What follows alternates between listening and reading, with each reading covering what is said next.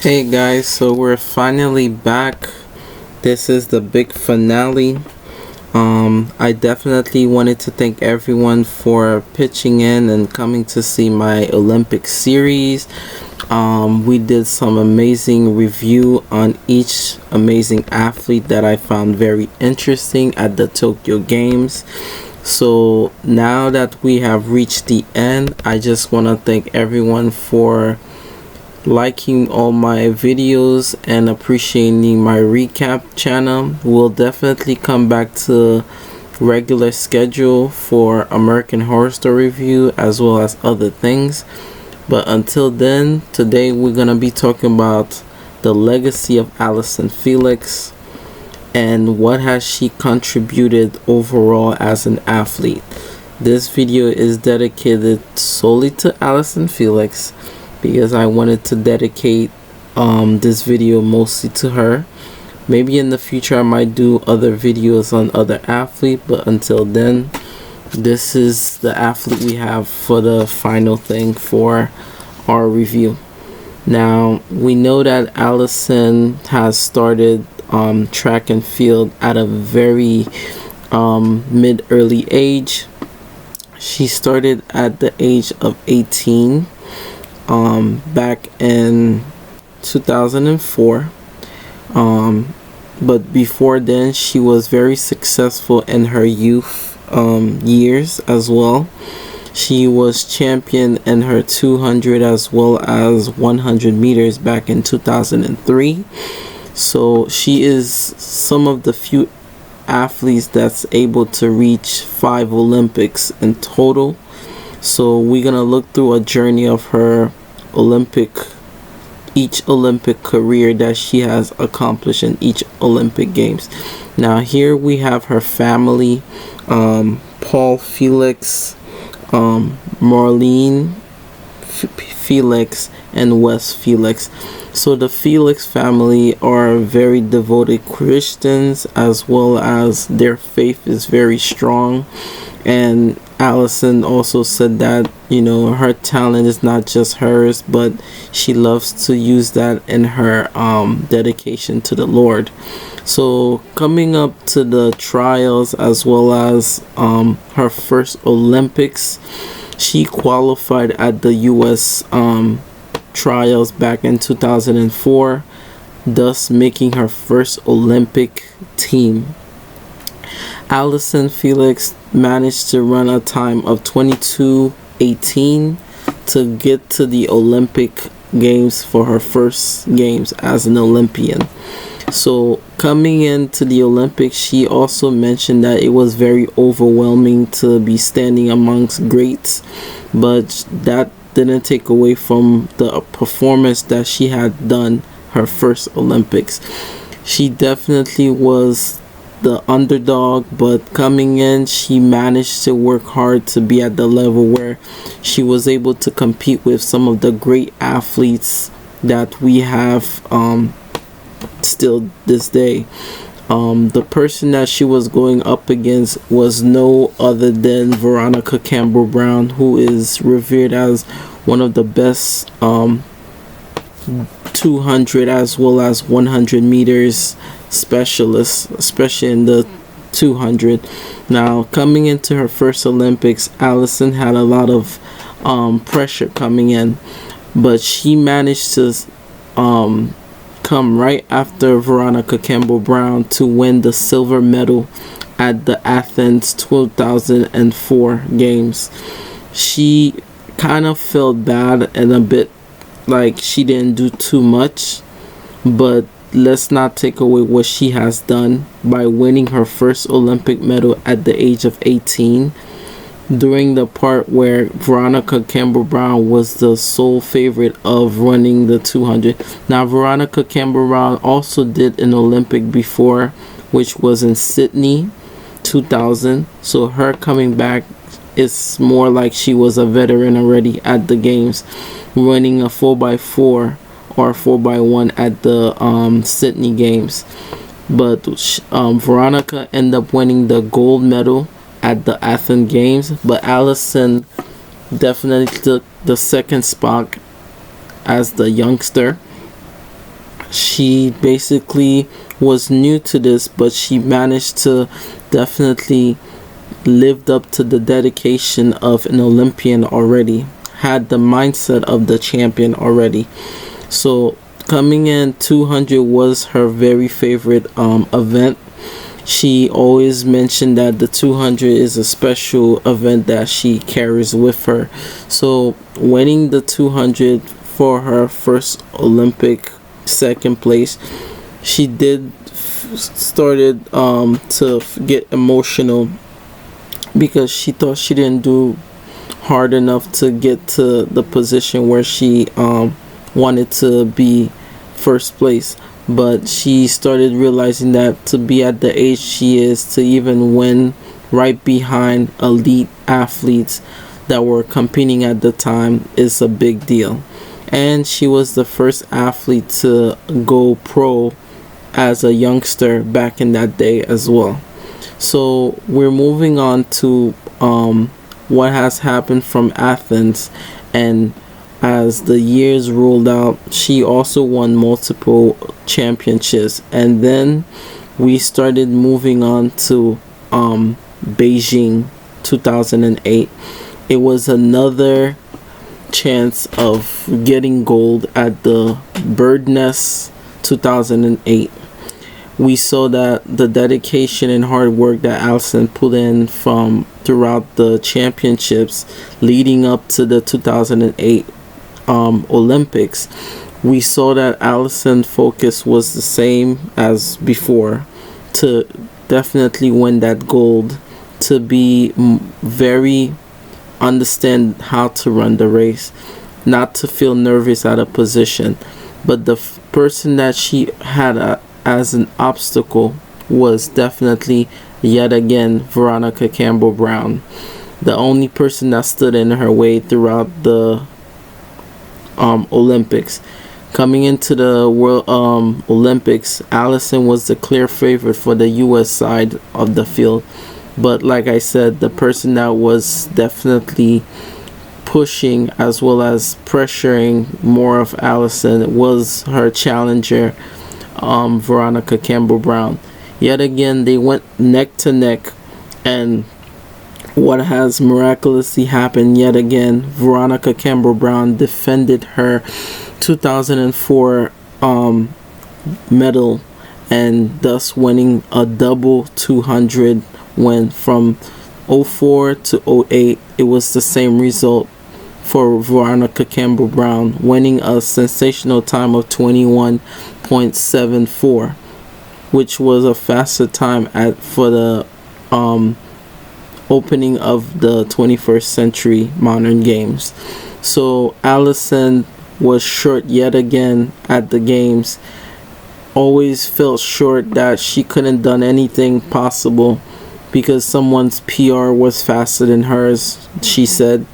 So throughout the years, yet again, Allyson started training even harder just to come in to win that medal. She even said that 2008 was, she felt like a failure because she lost to the same person. Then we roll out to the next year after Beijing.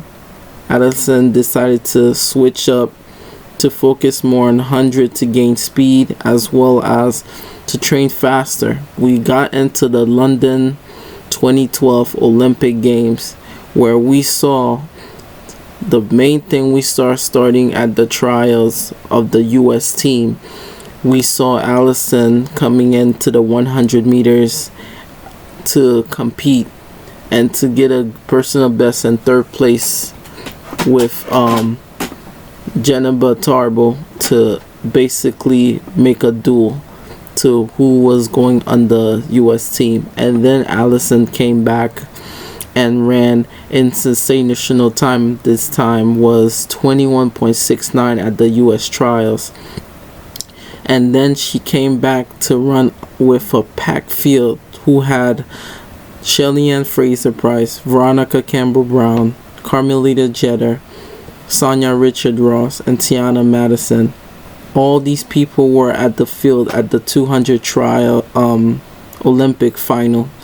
As we got to the Olympic final, Allyson started pulling off from everyone else, making her the clear favorite for the 200 final. When she finally got to the mountaintop and won the gold for the 200 meters at the London Games, she was probably the most proudest achievement. She said that, after losing for 8 years, it was hard to even imagine to come back, because she even said if she lost this one, she has put in immense work to get to that point. But making hard work and preparation, she managed to win the gold for the London 2012, making her the gold medalist for the London 200 meters field. And then later on, she came back and ran a sensational 4x1, making a world record 4x1, which stands now for 10 years with a 40.82 world record 4x1, and then came back and ran the 4x4. Allyson was definitely the most decorative athlete coming out of the London Games, winning 3 medals, 4x1, 4x4, and as well as the 200. So as we started switching closer to the Rio Games, Allyson went to the World Championship and went up a notch to run the 400 meters. She beats half of the field in the 400 meters to win a personal best of 49.26, which then she decided she was planning to run a double, which is a 200 and 400 doubles. Not a lot of people could able to do that, especially at the time, and she also wanted to do that because she felt like she was ready to take on both events. As we started approaching to the Rio Games, we saw that Allyson had a new mindset. Is to come in, try to see if you could get the double, and see if you can maintain both events as the trials roll out. Now, we definitely saw her at the trials for the Rio Games. She definitely started pushing even further, running after a toe injury. She still managed to came back and run at the trials and basically win the 400 meters, and then came back to run the 200 meters, but got beaten by one of her partner athlete, which was so she lost at the trials to Towie Bowie, then continues to run at least one event instead of two. She went to the Rio game for the fastest time in the 400, which was 49.67.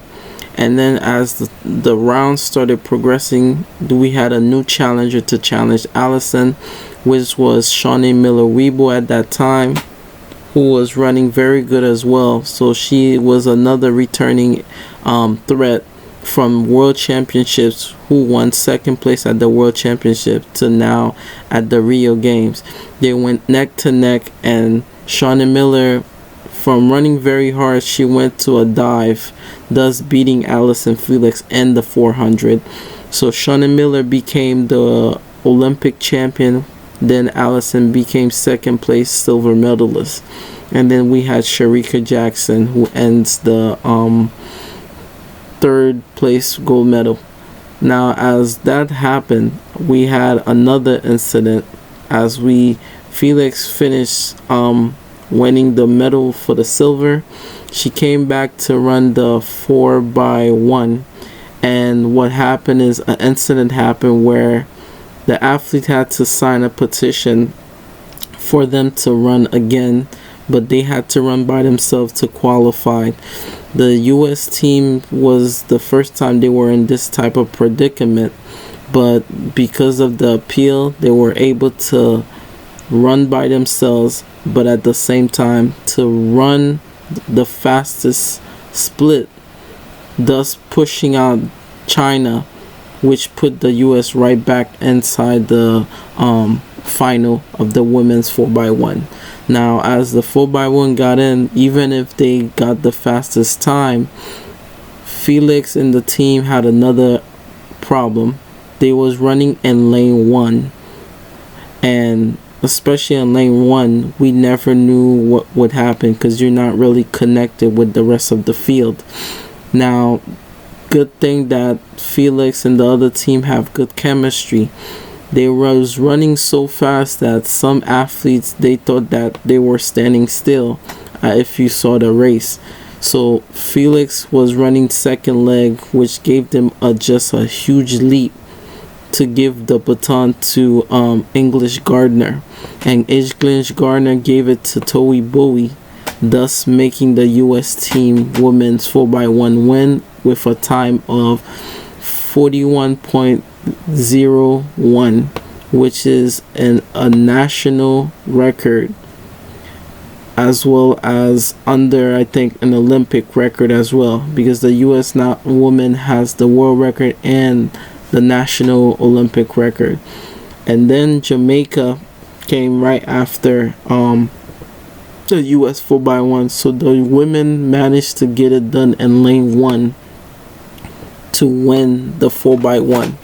Then Felix came back and ran the 4x4, thus winning gold medal not only in the 4x1 but the 4x4 as well.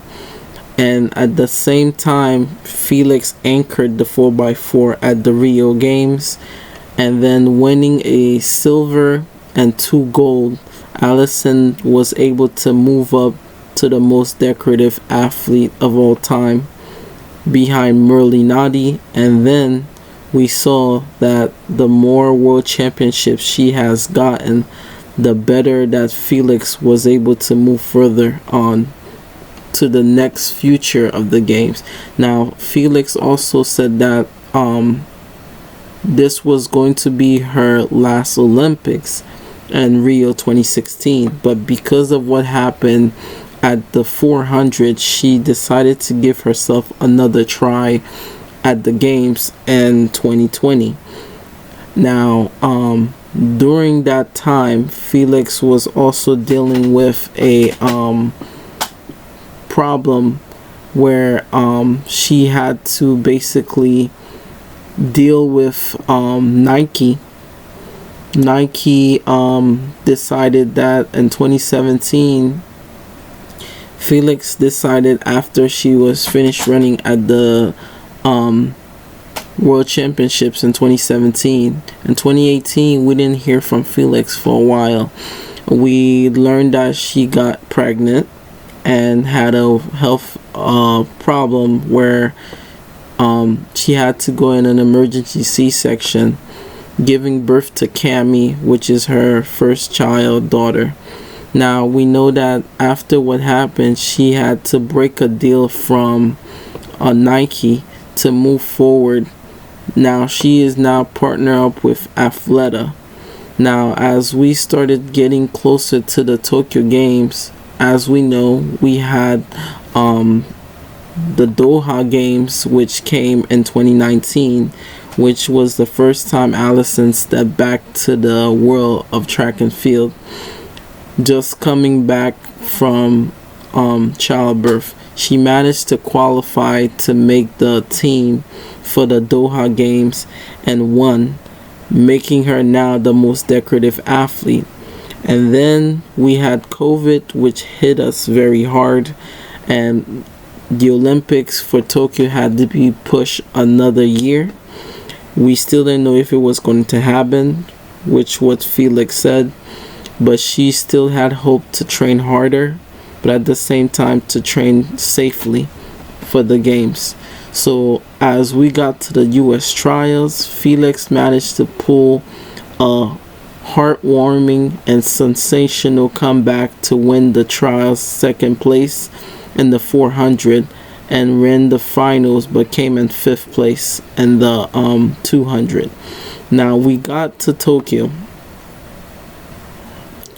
Tokyo was the time slot between Tokyo and the starts of each of the games. We saw that it was very tight schedule for the Tokyo Games, so the time that for you to rest, if she were planning to do the double, it was not going to be that easy.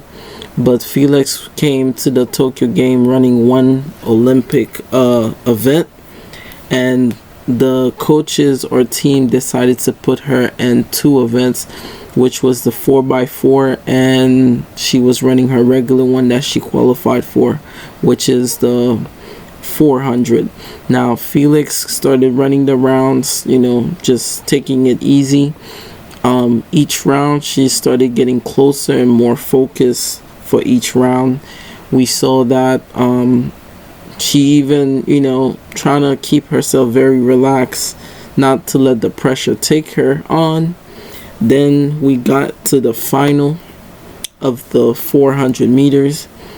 Now Felix, even if she had good times, they put her in lane 9, so she was running blindsided. And but because she is a good closer, even in the trials that happened as well, she was in lane 9, and she also have a good closing speed, which was not that big of a deal for her, which means less curves she had to run. But running the 400 meters at the final was a bit challenging because you had a heavy field. Shawnee Miller was already gone, running a sensational time of 48.37, and Felix managed to snuck herself in, beating Stephanie and McPherson for the third place medal. Now that put Allyson Felix to 10 medals in total, making her more decorative and tied with Merle Nadi of Jamaica for the most medals. And then we had the 4x4, where we saw yet again Felix prove a lot of people wrong, of not only still competing with the youngsters, but at the same time managed to contribute in every Olympic game that she has been in. When it comes to splits for 4x1 or 4x4, we could even look that up, that Felix has some of the fastest splits in the 4x4, running 47.9 in London, 48 and I think Rio, and even Beijing. So she has some fast splits. So she has a lot of relay medals, and it's gonna be hard for someone to come in to replace her legacy when it comes to helping a team out. She has made every team since she debuted in 2004. She had done so many contributions outside of track and field, and she even now have a new brand. After leaving Nike, she has partnered up with Athleta and then creating her new brand called Sage. So it's good that the amount of legacy that she has left behind is just immense. Throughout her journey, she even said that it was her that she never broke any world record or anything, but one thing she knows that to do is to fight very hard for what she believed in, and how hard that she wants to open up more doors to other athletes, not just herself, but also for her daughter as well. So if we look upon everything she has done, she has just medals on top of medals. Like I said, she has competed in every Olympics since 2004 and made every team. So the legacy of Allyson Felix is something that we're not gonna see in every lifetime. She was a prodigy, and at the same time she have given back so much for the sport. So it's gonna be long years for someone to surpass her. So this was the close of the legacy of Allyson Felix, and this is why I say, when you look upon great athletes like Usain Bolt, Carl Lewis, Merle Nadi, Michael Phelps, she is right up there with the greats. She has dedicated herself to a lot of things before. So like and subscribe to the channel, and thank you for watching the Olympic recap. Thank you so much, and I'll see you guys for future videos. Bye bye.